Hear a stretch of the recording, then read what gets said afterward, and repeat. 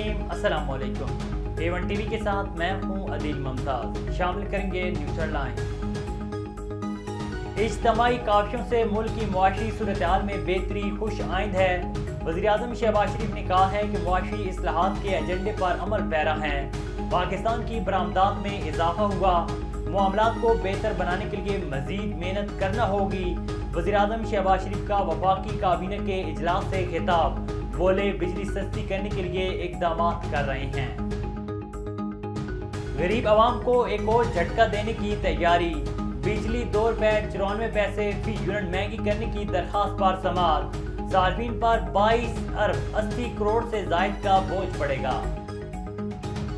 बलोचिस्तान में बारिशों का नया स्पेल, बादलों की घन गरज। बलोचिस्तान में मूसलाधार बारिश जारी। नदी नालों में तुगयानी।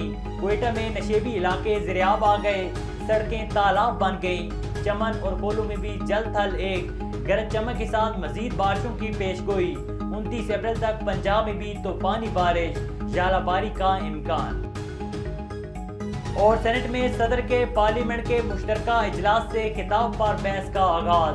श्री रहमान ने कहा है कि सदर ने मुल्क की तरक्की के लिए काम करने की बात की। चोर और डाकुओं की बातें और मुआज़राई खत्म होनी चाहिए। एक दूसरे को नीचा दिखाने से मुल्क मुश्किलात से नहीं निकलते। हेडलाइंस आपने जानी। A1 टीवी के न्यूज़ स्टूडियो से फिल वक्त इतना ही। मज़ीद खबरों और अपडेट्स के लिए देखते रहिए A1 टीवी। A1 टीवी, सब पे नजर, अंदर की खबर।